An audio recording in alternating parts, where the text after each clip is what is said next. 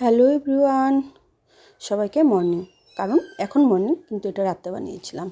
তো এটা হচ্ছে ছানার জিলিপি। এবারে ছানাটা তো কেটে নিয়েছি, ওটাতে একটুখানি সামান্য একটু নুন আর চিনি নিয়েছি। আর এটা কিন্তু আমি আটা দিয়েই বানাচ্ছি, ময়দা কিন্তু না। তো আটার সাথে ভালো করে মিশিয়ে নিয়েছি।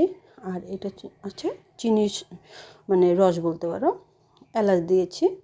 তো ফুটিয়ে নিয়ে ছানাটাকে ওই আটার সাথে খুব সুন্দর করে মেখে নেব, যতটা সুন্দর করে পারা যায়।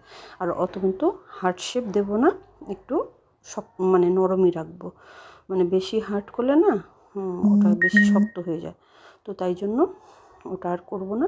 তো এটা যে সুন্দর করে মাখা হয়ে গেছে, এবার এটাকে মানে লম্বা লম্বা করে শেপ দেবো, কারণ এটাকে মানে গোল গোল করে পেঁচাতে হবে।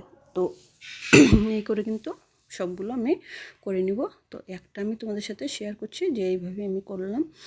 তো এটা আরও বেশি ভালো হয় কি, যদি তোমার গিয়ে এটার মধ্যে একটু গুঁড়ো দুধ দেওয়া হয়, মানে আমুলের হোক, যেটারই আর কি তোমরা খাও, সেটা একটু গুঁড়ো দুধ দিলে কিন্তু আরও বেটার হয়। তো আমার ঘরে ছিল না বলে, আর রাত্রিবেলা বলে আমি কিন্তু আর এক্সট্রা করে দোকান টোকান যাইনি, ওটা এরকমই নর্মাল করে বানালাম। তবু যে টেস্ট হয়েছিল না, সেটা তোমরা পরে দেখতেই পারবে।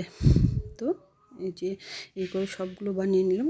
প্রথমে একটু ছোটোই হয়ে গেছিলো, পরেগুলো ভাবলাম না আর এত ছোটো করবো না, এত দেরিতে মানে অনেকটা সময় লেগে যাবে, সে ভাজতে হবে, ভেজে আবার রসে দিতে হবে। তো এই যে দেখো, এই করে কিন্তু আমি সবগুলো বানিয়ে নিলাম। আর ছানার জিলিপিটা না খুব টেস্টি হয়। টেস্টি বলতে, এর আগে বানিয়েছিলাম তখন আমি ভালো করে বানাতে পারিনি, মানে কবার ট্রাই করার পরে কিন্তু মানে ধরো লাস্ট 2-3বার থেকে একটু একটু ভালো হচ্ছে। প্রথমবারেরটা খুব খারাপ হয়েছিল, একদম বিদঘুটে, এত হার্ড হয়ে গেছিলো না। তো এখন যখন ভালো হয়, আর ছানাটাও ছিল কিন্তু একদম গরুর দুধের।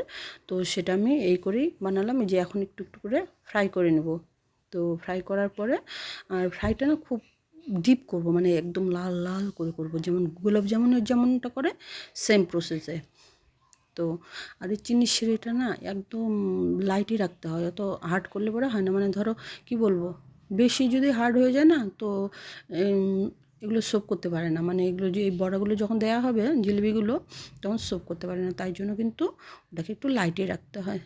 তো এইভাবেই যে সবগুলো ভেজে নিয়ে রসে দিয়ে ব্যাস হয়ে যাবে। কিছুক্ষণ রেখে দিলেই রস টেনে নেবে। তো একদম সফট, নরম আর স্পঞ্জি, খুব টেস্ট হয়। এটা কিন্তু নর্মালি তোমরা ঘরে বানাও, শেপ ঠিক না হয় না হোক, কিন্তু ঘরে যদি বানানো হয়, বাচ্চা কাচ্চারাই তো খায়। তো যেহেতু আটা থাকছে, কোনো অসুবিধা হচ্ছে না। আর যে সিরেটা, ওটা আমি কিন্তু চিনি যেহেতু খাই না, তো একটুখানি চিনি দিয়েছি আর তাল মিষ্টি দিয়েই বানিয়েছি। তো যাই হোক, যে যেভাবে খাও সেইভাবেই খাবে। আর আমি তোমাদেরও বলবো, যেহেতু তোমরা আমার পরিবারের সদস্য, তো পারলে পরে চিনিটাকে অ্যাভয়েড করো। আর সাদা লবণের থেকে সবসময় সন্দুক লবণটা ইউজ করো, বেটার থাকবে লাইফে। তো যে আমার হয়ে গেছে এগুলো, ভাজাও হয়ে গেছে। তো আমি এখন মোবাইলটা রেখে সবগুলো তুলে নিই, না হলে পুড়ে যাবে আর তোমাদেরকে শেয়ার করতেও পারবো না। তো এই যে মোবাইলটা এখন রেখে আমি সবগুলো এই যে দিয়ে দিলাম। তো এবার এটাকে কিছুক্ষণের জন্য রাখতে হবে, গরম গরম শিরাতেই দিয়েছি। এবারে ঢেকে রাখবো কিছুটা সময়, তারপরে তোমাদের সাথে শেয়ার করছি। তো পুরো ভিডিওটা কিন্তু দেখো, আর লাইক শেয়ার সাবস্ক্রাইব তো অবশ্যই করো।